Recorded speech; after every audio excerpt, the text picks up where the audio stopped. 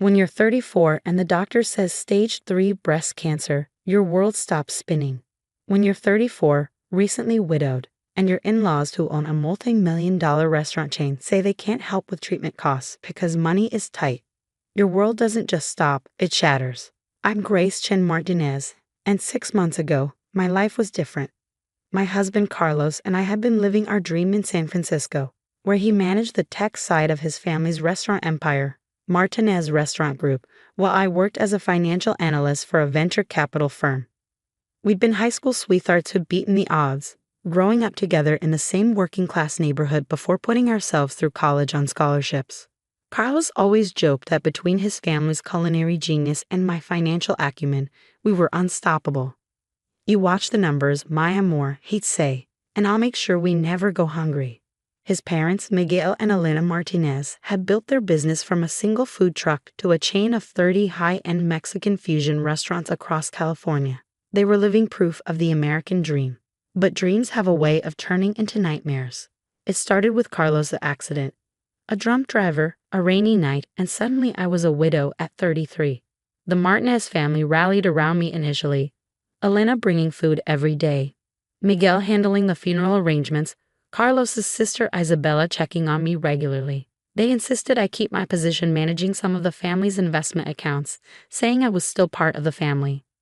"Carlos would want us to take care of you," Elena had said at the funeral, hugging me tightly. I believed her then. A year passed. I threw myself into work, both at my day job and managing the Martinez family's personal investments. Carlos and I had always lived modestly despite our comfortable income, investing heavily in tech startups and renewable energy. Our personal portfolio was doing well, but I kept that information private, respecting Carlos' wish to make our own way without relying on his family's wealth. Then came the diagnosis. I found the lump during my morning shower. Within a week, I was sitting in Dr. Patterson's office, staring at scan results that showed the cancer had already spread to my lymph nodes. The treatment plan she outlined was aggressive and expensive. Even with insurance, you're looking at significant out-of-pocket costs.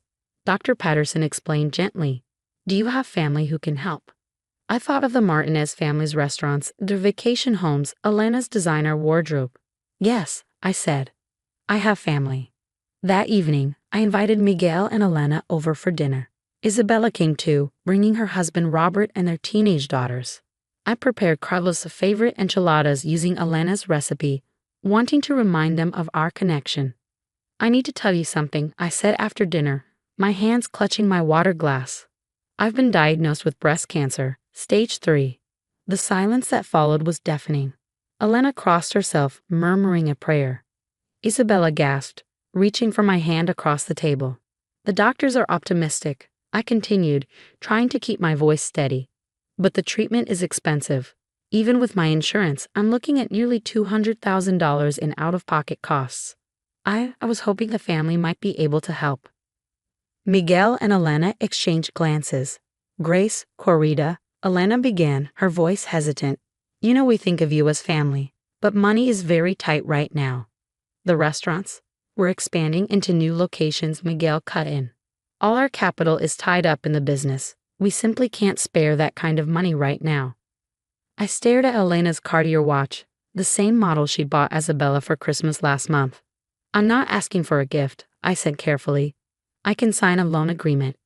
"It's not possible." Miguel's voice was firm. "We have to think of the family's future, the business." "I and family?" The words burst out before I could stop them. "Carlos was my husband. We were together for 15 years. And we will always care for you," Elena said soothingly. "But Carlos is gone, Mijita. And this kind of financial commitment, it's different now." Isabel looked uncomfortable but said nothing. Her daughters stared at their plates. The easy family atmosphere evaporated. After they left, I sat in Carlos' old office, surrounded by photos of happier times. Our wedding day, where Miguel had proudly called me his daughter. Family vacations where Elena had insisted on buying me matching outfits with Isabella. All those Sunday dinners where I'd learned their secret recipes, been treated like a true Martinez. But now, when I needed them most, I was just the widow they'd rather forget. The next few weeks were a blur of medical appointments and insurance paperwork. I took medical leave from my VC firm, grateful for the short-term disability coverage. My coworkers were surprisingly supportive, organizing meal trains and offering to drive me to appointments. The Martinez family, however, became increasingly distant. My calls about their investments went unreturned. Elena's daily check-ins stopped. Even Isabella's Christmas invitation came with a casual suggestion that maybe it would be too tiring for me to attend this year. I started my first round of chemotherapy alone.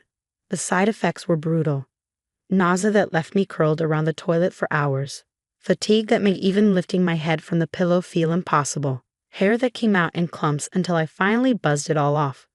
Crying as I remembered how Carlos used to love running his fingers through it.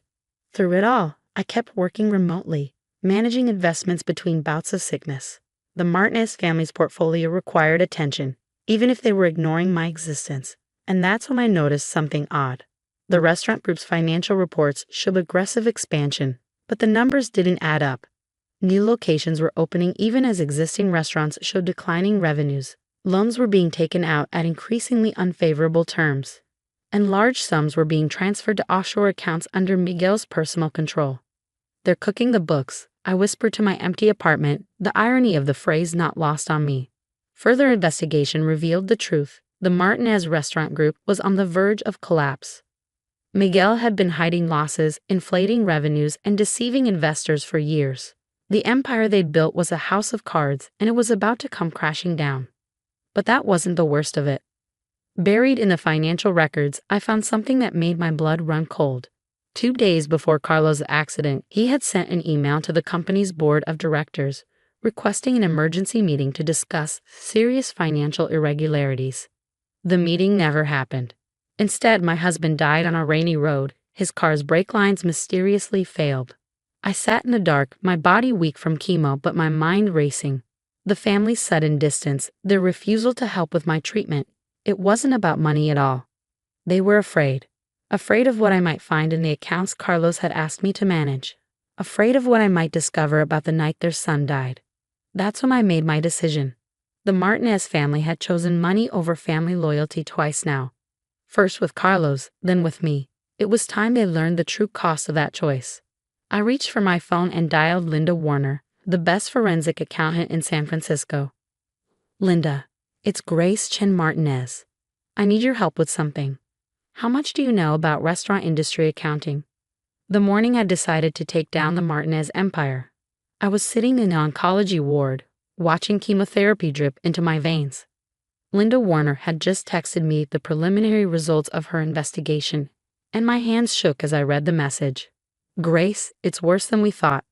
The restaurant group has been laundering money for years, and those transfers to the Cayman Islands, they started the day after Carlos' accident."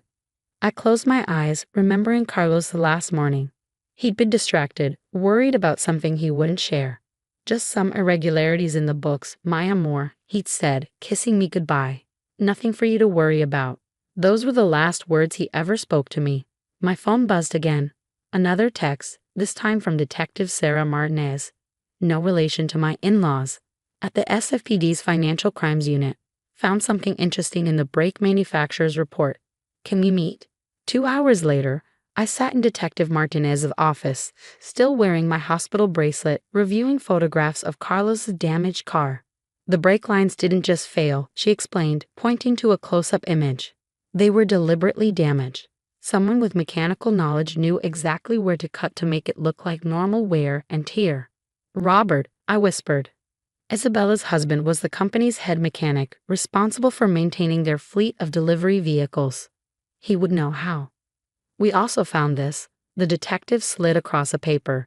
It was a bank statement showing a $500,000 transfer to Robert's personal account, dated 1 week after Carlos's death. Care to guess who authorized the transfer? Miguel. My father-in-law's signature was clear at the bottom of the form. Everything was starting to make horrible sense. I spent the next month gathering evidence while continuing my cancer treatments. The chemo was brutal, but rage is a powerful motivator. Every time I felt like giving up, I thought of Carlos, of his dedication to doing what was right, of how they had betrayed not just me, but his memory. Linda's investigation revealed the full scope of the fraud. The Martinez restaurant group had been laundering money for a Mexican drug cartel for the past 5 years. The rapid expansion wasn't about growth. It was about creating more channels to clean dirty money. Carlos must have discovered the truth and threatened to expose it. The pieces all fit. The timing of his accident, the family's sudden distance from me, their refusal to help with my medical bills. They were afraid I'd find exactly what I had found. But they had made one crucial mistake. They had underestimated me. While managing their investment accounts, I had quietly documented everything. Every suspicious transfer, every falsified report, every instance of tax evasion. More importantly, I had something they didn't know about: Carlos's personal records. My husband hadn't just discovered the money laundering. He'd been gathering evidence for months, storing it all on an encrypted cloud drive that only I could access. The password, the date we first met in high school. The final piece fell into place when Isabella's oldest daughter, Maria, came to visit me. She was 17, Carlos's goddaughter, and the only one in the family who still kept in touch. "Tia Grace," she said, twisting her hands nervously, "I need to tell you something. About the night Tio Carlos died." She had overheard an argument between her parents the night before the accident. Robert had been on the phone with Miguel, their voices angry and scared. "Carlos knows too much," she'd heard her father say. "He's going to ruin everything." The next morning, she'd seen her father working on Carlos' car in their garage. When she asked what he was doing, he'd snapped at her to mind her own business. "I didn't know," she sobbed. "I didn't know they were going to, that he would." I held her while she cried, my heart breaking for this child caught in her family's web of lies. "It's not your fault," I told her, "but now you can help make it right." The confrontation came sooner than I planned. The restaurant group's creditors were closing in, and Miguel had called an emergency family meeting to discuss restructuring options. I wasn't invited, of course, but I decided to attend anyway. They were all there in the company's main conference room: Miguel, Elena, Isabella, Robert, and the board members. Elena's perfectly maintained facade cracked when she saw me walk in, my bald head held high, dressed in one of Carlos' old business suits. "Grace," Miguel started, his voice sharp, "this is a private family meeting." "Yes," I cut him off. "It is, and we have a lot of family business to discuss." I nodded to Detective Martinez and her team, who entered behind me, starting with what really happened to Carlos. What followed was 2 hours of systematic destruction. I presented the evidence of money laundering, complete with transaction records and witness statements. Linda Warner walked them through the financial fraud. Detective Martinez laid out the evidence of Carlos's murder. Elena broke first. "We had no choice," she screamed, mascara running down her face. "The cartel would have killed us all if we didn't cooperate. Carlos was going to expose everything." "So you killed my son?" A new voice rang out. Everyone turned to see Miguel's brother Antonio in the doorway. He'd been the original founder of the restaurant group before Miguel bought him out. "My nephew is dead because of your greed." The arrests were almost anticlimactic. Miguel and Robert were led away in handcuffs. Elena collapsed in hysterics, and Isabella sat in stunned silence as her world crumbled. Maria testified against her father, her voice shaking but determined to honor her Tio Carlos' memory. The aftermath was chaos. The restaurant group's legitimate assets were seized, the money laundering operation was exposed, and the cartel connections were severed. But from the ashes, something new emerged. Antonio approached me after the trials were over.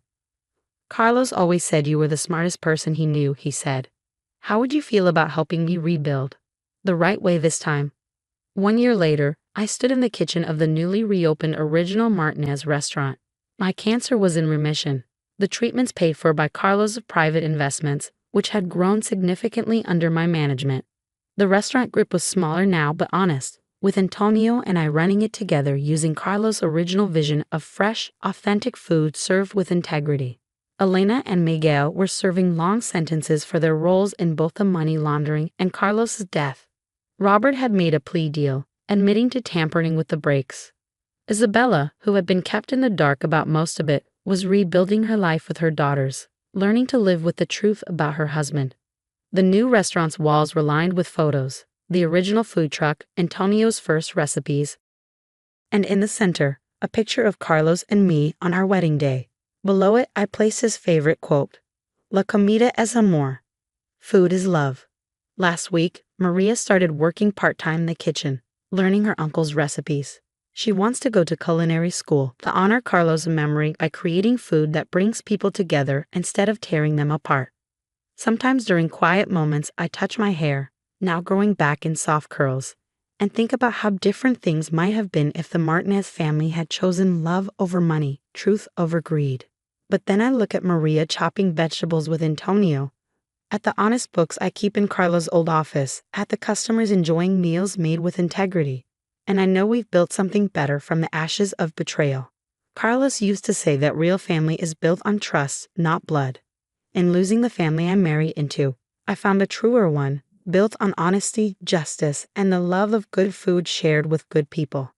Yesterday, I hung a new sign in the restaurant's entrance. It reads, "In memory of Carlos Martinez, who believed in doing the right thing, no matter the cost." Below it in smaller letters, "The truth, like good food, always comes out in the end."